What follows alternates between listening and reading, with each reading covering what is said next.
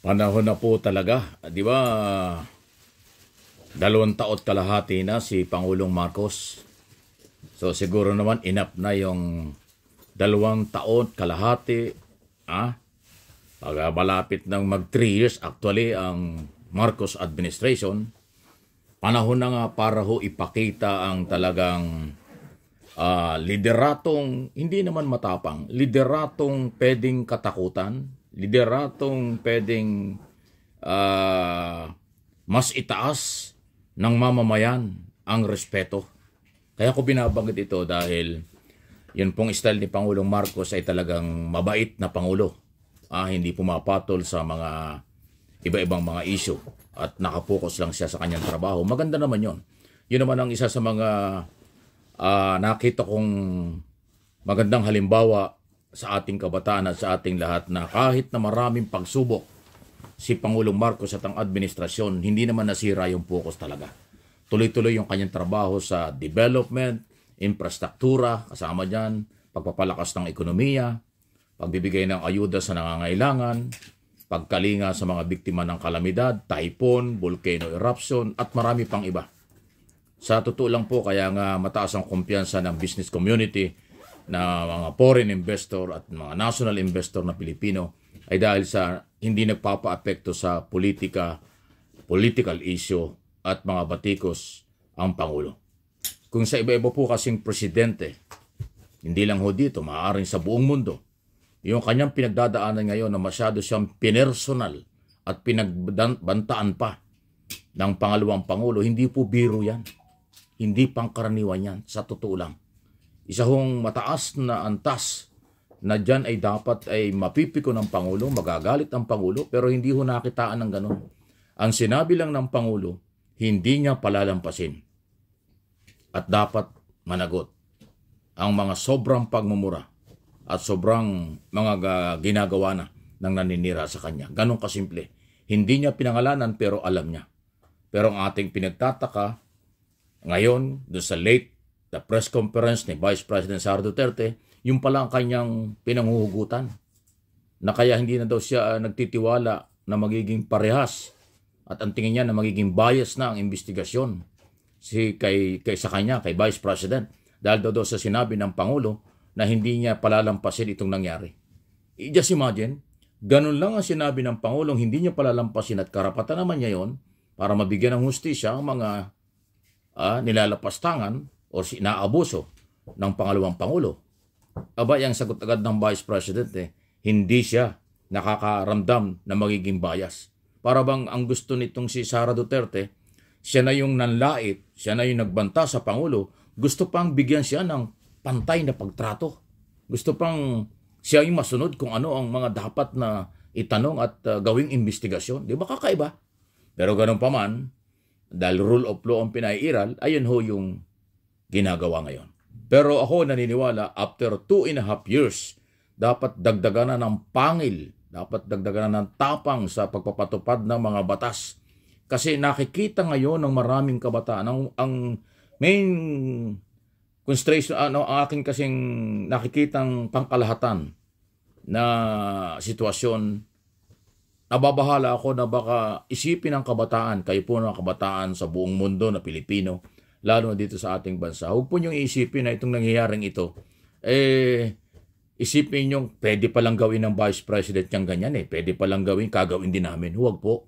Mali po yun Kaya nga ako nalulungkot na yung pangalawang Pangulo, yung kanyang mga sinabi na pagmumura at pagbabanta sa ating Pangulo ay parang hindi nga pinagsisihan, hindi nga binawi.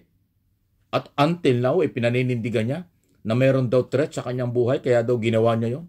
Wala naman hong maipakita at makita ang law enforcement agency, intelligence community ng military at police, maging NBI. Walang lehitimong threat kay Vice President. Maaring gawa-gawa lang. Para lang i-justify na kaya siya ay nagmura at nagbanta sa buhay ng Pangulo Marcos, dahil may banta sa kanya. Kaso wala naman hong lehitimong threat, sabi ng mga otoridad. So, yun ang makikita mo natin. Na sa kabila po ng mga ongoing investigation sa kabila po ng maraming Pilipinong hindi natuwa diyan sa sinabi ng pangalawang Pangulo, hindi man lang pinagsisihan, Kaya ngayong aking sinasabi, panahon na, Mr. President, ipakita mo naman ang lideratong magbibigay ng disiplina sa mga umaabuso sa batas, umaabuso sa inyo. Kasi yung pagbabanta sa inyo, abuso yan sa inyong kapangyarihan. Abuso yon sa ating kasalukuyang batas. May mga batas tayong dapat ipairal at dapat mabilis. Hindi dapat katulad ng nakikita ngayon na parang ilang linggo na o buwan na.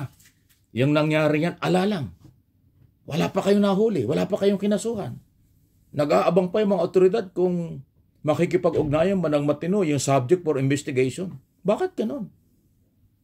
Again, kung mga pangkaraniwan tao, huli at kulong kaagad.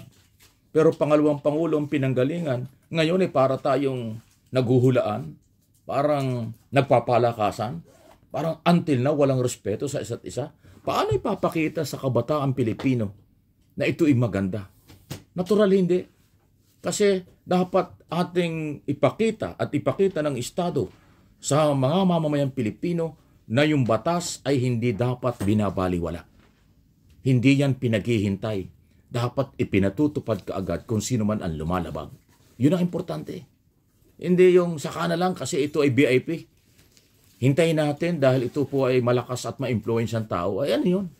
Di ba hindi maganda? So, hindi naman tayo nagmamarunong, paalaala lang kasi ako ang aking sinasabi at opinion, mga interpretation sa mga nangyari ay galing sa puso ko dahil sa aking observation, hindi po magandang halimbawa sa lahat ng mga Pilipino itong nangyayari ngayon. Although, yung style ng management ni Pangulong Marcos talagang ganon. Mapagpakumbaba, hindi po mapatol sa isyo, pero ang maganda nga, inuulit, tulad ng sinabi ko kanina, inuulit ko, ay hindi naman siya nasira sa focus or concentration sa pagtatrabaho kung paano ayusin ang bansa. Yun ang maganda sa Pangulo. Pero kung hindi man ang Pangulo sumasagot sa mga isyong nakakasira at nakaka-impluensya sa kaisipan ng kabataan, dapat mayroong grupo na pro-government. Mayroong grupo na nasa gobyerno under ng Office of the President ang magtanggol naman sa Pangulo.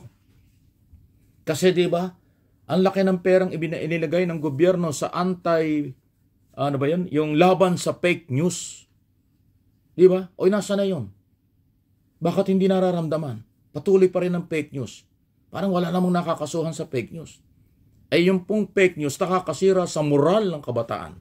Nakakasira sa gobyerno. O yan ang dapat nilalabanan. Pero ang problema nga, isa pa ito eh. Alam nyo ako ay tumutulong sa gobyernong ito, pero nakikita ko pati yung mga nakapaligid sa kanila. Malambot din eh. Wala rin ako nakitang ipin na ipatupad ng batas para ipagtanggol ang Pangulo at ipatupad ang lahat ng mga dapat gawin para maiwasan ang fake news at maiwasan maipagtanggol o iwasan na patuloy na lapastanganan o abusuhin ang demokrasya at malayang pamamahayag. Inuulit ko, mga gobyerno or pribadong sektor, yung responsibility and accountability dapat yun po'y laging intact, laging nandyan. At yan ay mararamdaman kung mayroong nagpapatupad ng batas at pinapanagot ang mga umaabuso. Hindi alam ng iba yung kailang accountability kasi hindi nila naramdaman. Iparamdam ninyo para mabago at mawala na ang mga panlilinlang. Di ba? Please like, share, at paki-forward po ninyo sa ating mga kababayan ang mga video na pinag-uusapan natin dito sa aking mga channel. MA Pinoy TV at siyempre ito, Mike Abe Opinions.